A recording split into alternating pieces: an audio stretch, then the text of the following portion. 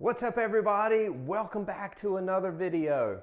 In this one, I'm going to talk to you guys about selling your home. I'm going to share some tips with you on how to sell your home because look, I understand our homes are often our largest and most valued investments, so it's a big deal.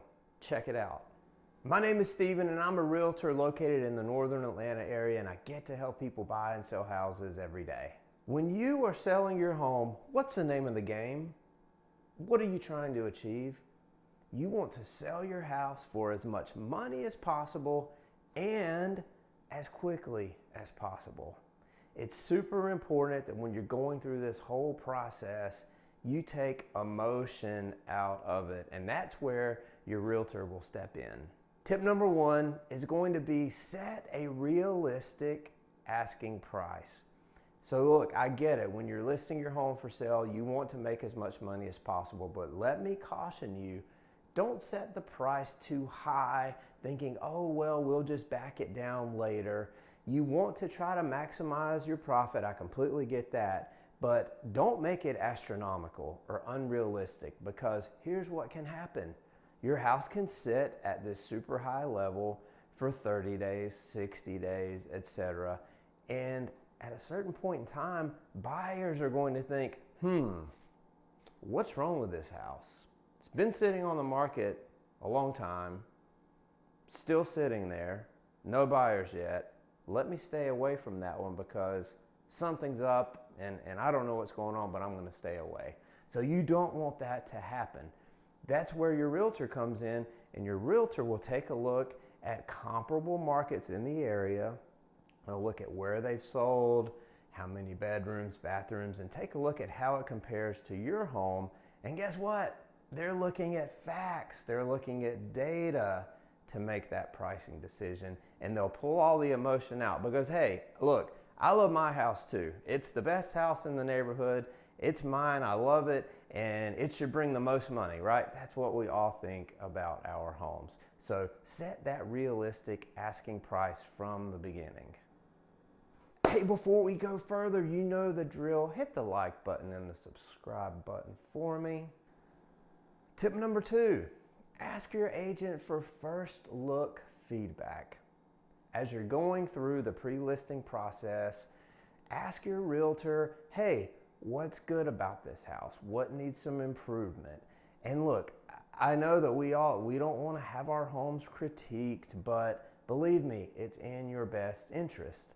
That realtor has been out looking at homes with other buyers. So guess what? That realtor hears feedback from different buyers regarding different homes all the time. So they can take that feedback, bring it into your house, take a look at how things look in your space, and they can give you some constructive criticism and take it to heart because they know what they're talking about, because they're basing their opinion and feedback on your home on what other buyers in the market are saying. So do a good job of listening to what your realtor says and get some first look feedback. Also, when you're going through the listing period, you're going to get feedback from buyers that come through your house, and a good realtor will get that feedback together and share with you. So make sure you take some action based on that feedback. Once again, some of it might not be all completely positive and roses and everything wonderful, right? But that's okay, because look, there are always opportunities to improve. So if you see some kind of pattern, right, in feedback, if you have someone that says the same thing 2, 3, 4 times, then you might need to make some tweaks to your home in order to get it sold. Tip number 3, clean, organize, and declutter. It may sound very simple, but it's tough in a house because we have all of our stuff. A lot of us have things that we accumulate over the years, and we live in our house a certain way, but then when you put it on the market, it needs to look differently.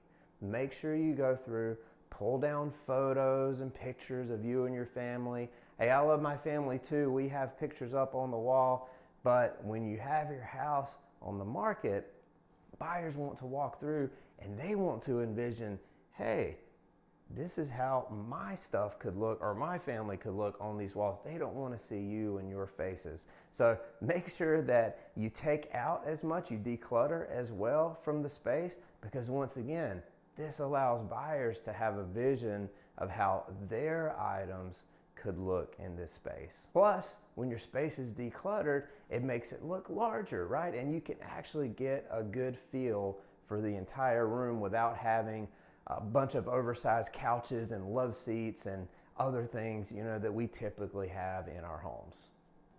Tip number 4, make sure that your realtor spends some money on professional photos.